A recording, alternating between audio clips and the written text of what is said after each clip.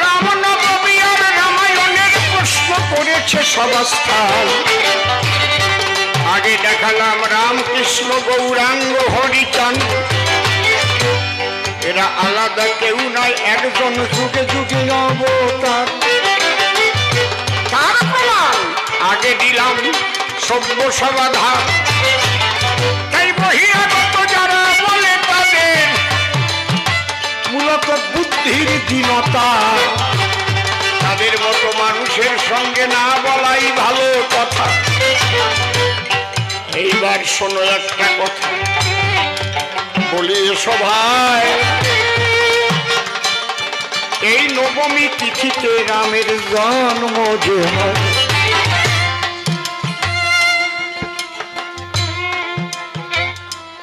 যেমন শ্রীকৃষ্ণের জন্ম হয়েছিল অষ্টমী তিথিতে, এই জন্য কি বলে শ্রীকৃষ্ণের জন্মাষ্টমী, তাই তো নাকি?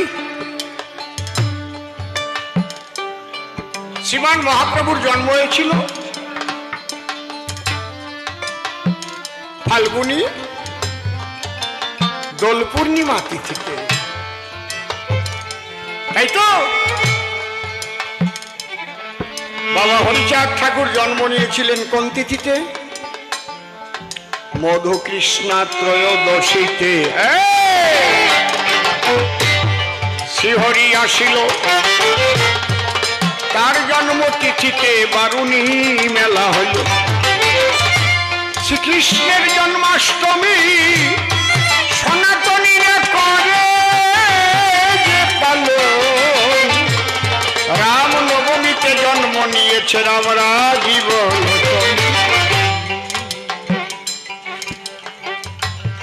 শ্রীরামের জন্মোৎসব আপনারা আপনাদের বার্থডে পালন করেন না? অনেকে করেন কি না? জন্মদিন পালন করেন, কিন্তু বাঙালি হইয়ে ইংরেজি গান গান, ওটা বহিরাগত গানটার না মনে হয়, কি যেন গায়, কি গান গায় যেন? আরে জন্মদিনে গায়, আত্মা পড়াইয়ে গায় মুখে, হ্যাপি বার্থডে টু ইউ। এটা বহিরাগত না, এটা হচ্ছে আমাদের দেশি গান, আর রাম হচ্ছে বহিরাগত। এই বলদা কয়টারে আমি কব কি?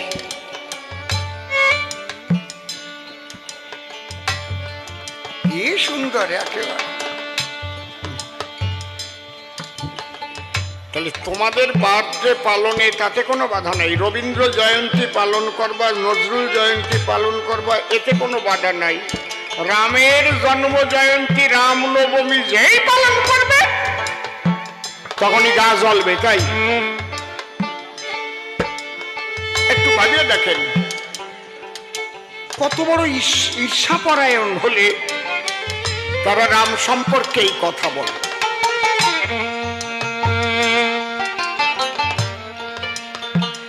আমাদের 14 পুরুষ থেকে কারো মা বাবা গত হলে এখানে যারা বসা আছেন সভাতলে সবাই জানেন, সকলে অন্তত কিছু না হলে এক পালার দিত রামায়ণ। ঠিক বললাম না বেঠিক বললাম? ঠিক বলছি তো নাকি? যে বেশি পয়সা দিয়ে দিতে পারত সে ভালো গায়ক আনতো। কাঁঠাল বাড়ির নলিনীরই নিয়ে আয়, ভালো গায়, যে ঠিক পাইছে। সিংহের পাগলা গান ভালো গায়, ওই বড় খোলার কালা গান ভালো গায়। অত টাকা দেওয়া যাবে না, তো কালী বিটে শুকরি নিয়ে আয়। রামায়ণ তো নাকি? ঠিক বলছি তো নাকি? এই রামায়ণ আজকের থেকে না, আমরা রামায়ণকে শ্রদ্ধা করি,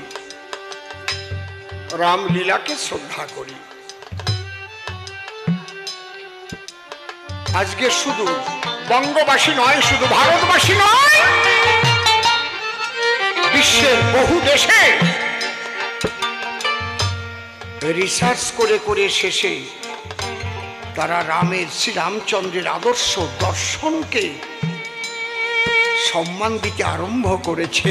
এ বড় আনন্দের বিষয়।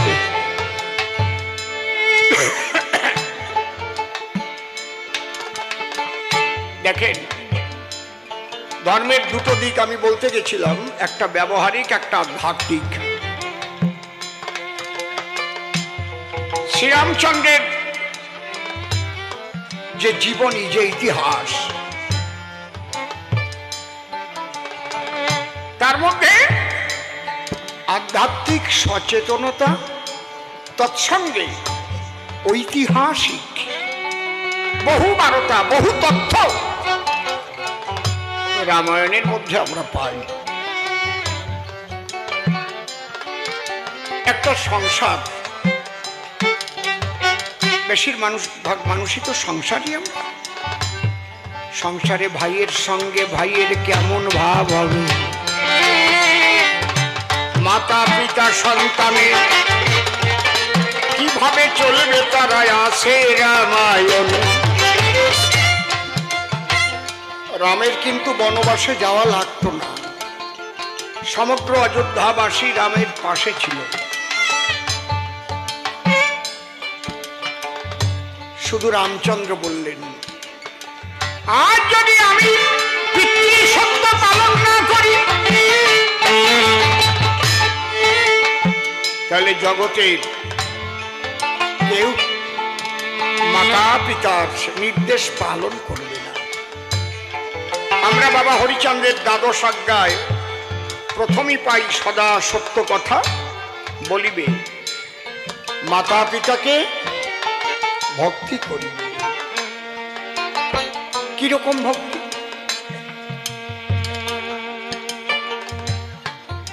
রাজ্য সিংহাসন ত্যাগ করে দিল, কালই হবে রাম রাজা, ছিল আজ অধিবাস, তাও ফেলে রামচন্দ্র গেল বনবাস। এখন গদি রাখবার জন্য কত রকম কলা কৌশল মানুষ ব্যবহার করে। গদি আমার চাই, কোনোভাবে যেন গদি না যায় রে ভাই। আর রাম পিতৃসত্য পালনের পরে অযোধ্যার সিংহাসন ছেড়ে শুধু পিতৃবাক্য রক্ষার তরে বনবাসে করিলেন গমন। এবার বলি, সবার সম্প্রতি বনে যাবে রঘুপতি, আবদার করল সীতা সতী, তুমি একা কেন যাবে বনে? হে প্রভু, আমাকে নিয়ে চলো সনে। তখন তোর সন্তান আদি হয় নাই, বিয়ে করে আনছে কেবল। এও তো বলতে পারত, আমার মা মরা দায় থাকে নাই, আমি বনে যাবানি, তুমি তোমার বাবার কথা শুনে যাও গে, আমি আমার বাবার বাড়ি চলে যাচ্ছি। কি আমা, রামায়ণটাকে একটু ভালো করে সংসারে ঢুকিয়ে দেন, দেখবেন সংসারের গন্ডগোল আর থাকবে না। রাজা দশরথ যদি ইচ্ছা করত, তবে তোমারে কোন বর দিয়েছিলাম না, আমার মনেই নাই, বর দেব বলেছিলাম, বললেই হয়ে যেত। কবে এইসব চাটাম দিচ্ছ আজকে? রাম রাজা হবে, আর এখন এসে তুমি বলছো আমার দুটো বর পাওনা ছিল তাই দেবে। কি বর? বনবাসে 14 বছরের জন্য যাবে রাম রঘুবর, আর ভরত পাবে রাজ্য সিংহাসন। দশরথ বলতে পারতো কিনা আপনারা বলেন? এ তো কোনো লেখাপড়া নাই, কিন্তু বাক্য দিলে বাক্য রাখা। রামায়ণ থেকে সবার দরকার শেখা। বাক্য যখন দিয়েছি বাক্য রাখিব, তাতে যদি মরণ হয় সত্য রক্ষা করিতে করি না মরণের ভয়। এই জন্য ঠাকুর ভবা পাগলার একটা গান আছে, কইতে শিখো সত্য কথা, এতে যদি হয় তোর মরণ অমর ফুলে রইবে গাথা। সত্যের জয় চিরকাল, ঝড় তুফানে ভাঙে না হাল, জীবন খেয়েও বাঁচে তারা, তাদের জীবন যায় না বৃথা। আজকে রবীন্দ্র জয়ন্তী পালিত হয় কেন? রবীন্দ্রনাথের লেখা কবিতা, কাব্য, সাহিত্য একদম নিচের থেকে higher education, super higher education পর্যন্ত করতে হয় নাকি? নজরুলের সাহিত্য, বঙ্কিম সাহিত্য, এগুলো আমাদের পড়তে হয়। ঈশ্বরচন্দ্র বিদ্যাসাগরের জন্মদিন আমরা পালন করি, স্বামী বিবেকানন্দের জন্মদিন পালিত হয়, ক্ষুদিরামের জন্মদিন পালিত হয়, নেতাজির জন্মদিন পালিত হয়। কেন? তাদের কাছ থেকে মানুষ কিছু পেয়েছে। আর রামচন্দ্রের জীবনী থেকে যা পাওয়া গেছে, সারা বিশ্ব মানবের নামকে সম্মান করা উচিত। বলা জয় শ্রীরাম, জয় শ্রীরাম, জয় জয় শ্রীরাম, জয় জয় শ্রীরাম।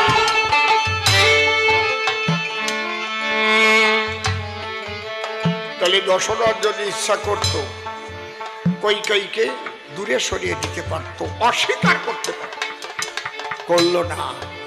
হ্যাঁ, আমার দেবার কথা ছিল, বলেছিলাম তোমাকে দুটো বর দেব, তোমার সেবায় সন্তুষ্ট হয়েছে।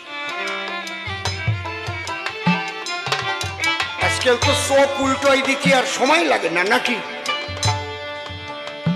ধরো তো দশরথের চরিত্র, আদর্শটা ধরো তো রামের আদর্শ। বাবা কথা দিয়েছে বাবার বাক্য পালন করতে, আমি যাব বনে। ধরো তো সীতা সতী আদর্শ, সীতা কহিল আমি যাব তোমার সঙ্গে। স্বামী সুখে স্ত্রীর সুখ, স্বামী দুঃখে স্ত্রীর দুঃখ।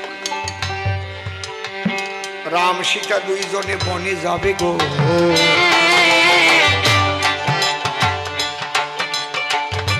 তৈরি হয়ে গেছে ছোট, এদিক লক্ষণকে মা সুমিত্রা খেতে বসিয়েছে।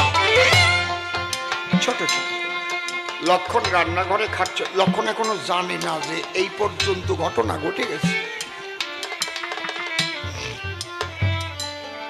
হঠাৎ সুমিত্রা গোপনে গোপনে আঁচল দিয়ে চোখের জল মুছতেছে। লক্ষণ হঠাৎ দেখে ফেলেছে, মা মা কাঁদছো কেন মা? শাস্ত্রে লেখা রয়, সন্তানকে খেতে দিয়ে যদি কোনো মা চোখের জল ফেলায় সন্তানের অমঙ্গল হয়। কাঁদছো কেন? কাঁদবো না, তুই শুনিস না। না বলো মা, তাহলে আমি খাবো না। একটু তাকিয়ে দেখতো বাইরের দিকে, অযোধ্যায় সেই আনন্দের পরিবেশ আছে কিনা। ওই পশু পাখির চোখেও জল ভরিতেছে, আকাশে বাতাসে যেন হরণ হরণ মনে হাসিতেছে।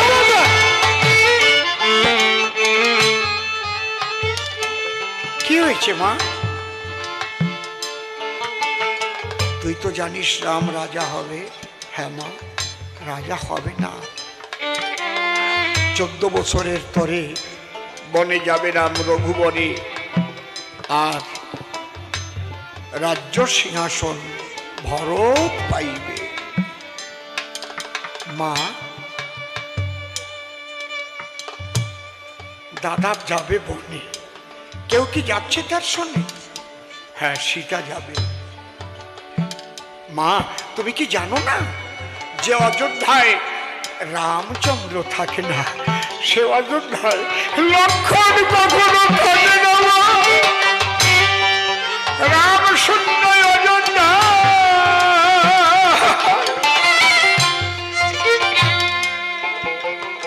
লক্ষণ থাকে না।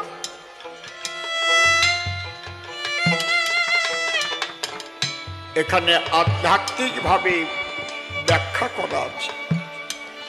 আমাদের দেহের মধ্যে পঞ্চ আত্মা, জীবাত্মা, ভূতাত্মা, পরমাত্মা, আত্মারাম, আত্মারামেশ্বর। এই দেহ থেকে যেদিন আত্মা রাম বেরিয়ে যায়, এই প্রপঞ্চময় দেহের আর কোনো ক্রিয়া থাকে না। চোখ থাকে, চোখে দেখতে পারে না, মুখ থাকে কথা বলে না, পা থাকে চলে না, কান থাকে শুনতে পায় না। রাম চলে গেলে লক্ষণ আর থাকে না। আমরা বলি না, তোর চোখের চাওয়ার লক্ষণ বেশি ভালো না, সর। তোর হাঁটার লক্ষণ কিন্তু ভালো না, তোর কথা বলার লক্ষণ কিন্তু ভালো না, সরে যা, মার খেয়ে মরবি। রাম যেদিন চলে গেল, লক্ষণ বিদায় নিল। লক্ষণ বলে, মাগো আমি তোমারে জানাই, এই রাম শূন্য অযোধ্যাতে আমার থাকার ইচ্ছা। সুমিত্রা কহিছে, তবে গো নববধূর মিলা তোর ঘরে, তারে ফেলে কিভাবে যাবি ওই বনের ভিতর। ও একটু মনিটর দে, তাহলে উর্মিলাকে না বলে তো যাওয়া যায় না। আসি মা, একটু আস্তে আস্তে উর্মিলার কাছে লক্ষণ গেছে, গিয়ে দেখে বড় ঘোমটা টেনে উর্মিলা ফুপিয়ে ফুপিয়ে কাঁদছে। উর্মিলা, বল তুমি কাঁদছো? বলে, কাঁদবো না।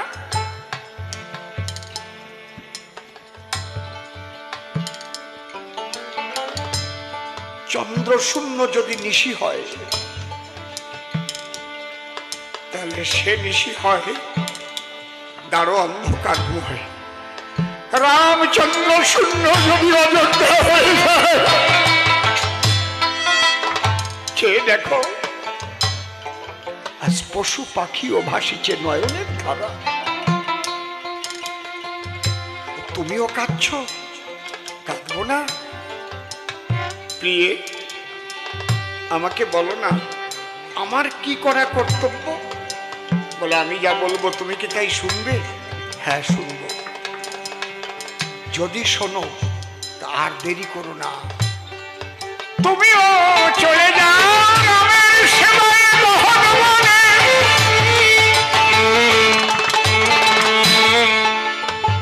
ডাকিয়া কহিছে লক্ষণে, প্রেয়সী, তাহলে তোমার সঙ্গে আমার সঙ্গে কি নাই কোনো ভালোবাসা বাসে? আমাকে তুমি বিদায় দিয়ে করছো আজ বনবাসী। উর্মিলা ডেকে বলে, তোমাকে আমি ভালোবাসি বলেই তো রামের সঙ্গে বনে পাঠাতে চাইছি। বলে, তাতে তোমার লাভ কি? আমার লাভ কি বুঝতে পারছো? আমি জানি, আমি একদিন স্বপ্নে দেখেছি দীনবন্ধু রাম মনুষ্য হরি হরি বল, আমি দেখেছি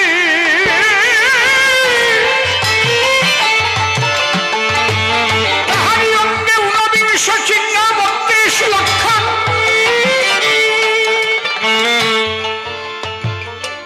কত যোগী ঋষি করে ধ্যান যাকে পাইবার কারণ।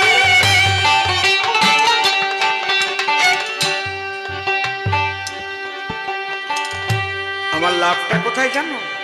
কোথায়? তোমাকে আমি ভীষণ ভালোবাসি। ভালো লাগা আর ভালোবাসা দুটো শব্দ।